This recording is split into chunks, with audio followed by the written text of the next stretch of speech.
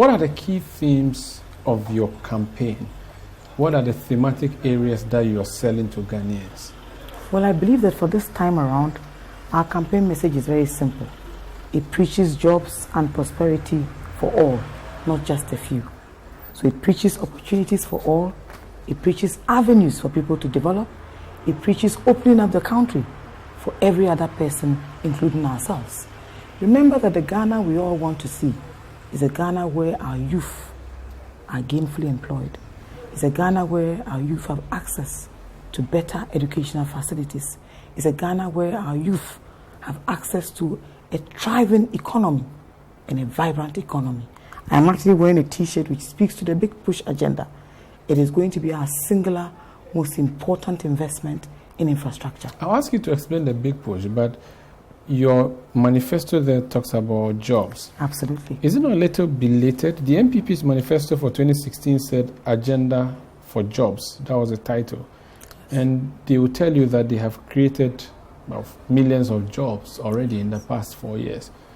Perhaps by the time you come in, there will be nobody who is jobless for you to be providing these jobs for. So maybe your campaign is misdirected? Omar, have you followed the campaign trail lately? Yes, I work on the campaign trail. Absolutely. So you can take cognizance of the numbers of young people who throng along to listen to the messages of hope being preached by John Mahama. If all of these young people were gainfully employed, I'm sure there would be very little or none of them left to come and listen to our message. Really? Because there are workers who leave their workplace and go and just listen to politicians. No, I doubt it. I believe the statistics support the fact that if there's anything that Africa needs, is a job creation, job opportunities for many of the young people.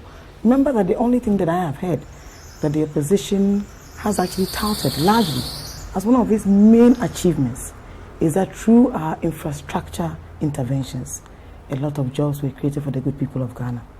There is still many others who have yet to even taste an opportunity to work in this country. Look around you. Have you taken an Uber lately? Most of the people who drive these Uber cars are well qualified to teach, to be gainfully employed.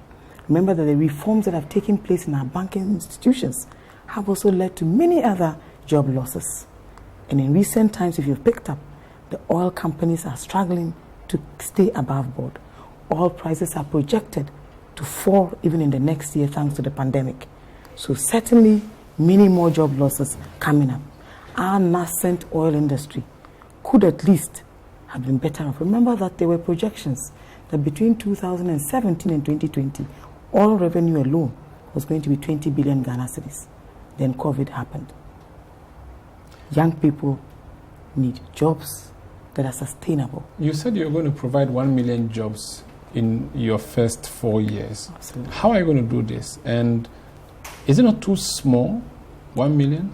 Considering that NPP said they've done millions, I think about. Basically, sometimes when we in government, we tend to, the reality eludes us. I am inclined that even in my very small corner, that if you've created even 1 million jobs in the last 4 years, it will still not be adequate to cover for the numbers that we are churning out from our institutions of training.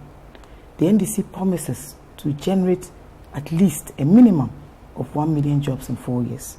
That is on average 250 jobs per year. The Big Push agenda will be investing largely $10 billion in roads, in infrastructure for schools, in infrastructure for electricity, in roads and railways, and these are all opportunities. Remember that I worked in trade facilitation for quite some time, and I recall at the time we only had one railway engineer. So when the University for Mines and Energy opened, I was one of those who was particularly pleased because then I believed that more engineers would be trained for the railway sector. That gentleman retired, I think, about 4 years ago. He's still one of the leading consultants in railway engineering in this country. We could use more of these people, and I believe that that whole category of persons will be lost if we do not provide better opportunities to train such people. So explain how you're going to break down these 250,000 job creations a year. So 250,000, where would that be created? Would it be recruiting people into the ministries to work?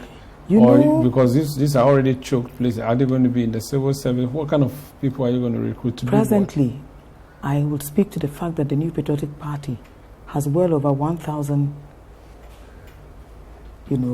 political offices across board, beside the rather large government that is leading currently.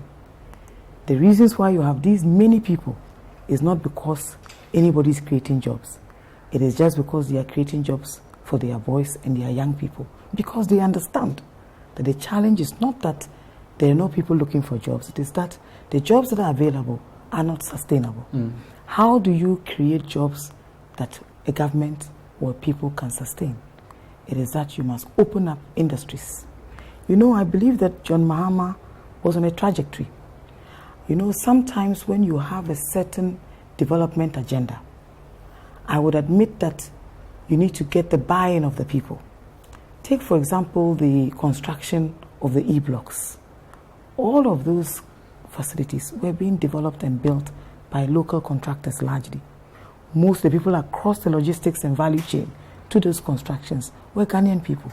And in fact, when one of those major facilities was commissioned for use, within a week it was bursting at its seams.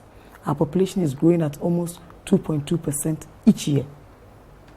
So ask yourself, how do you facilitate sustainable jobs? Yeah. It will certainly not be in the civil service, but certainly this time round we actually worked on a human resource gap analysis. Okay.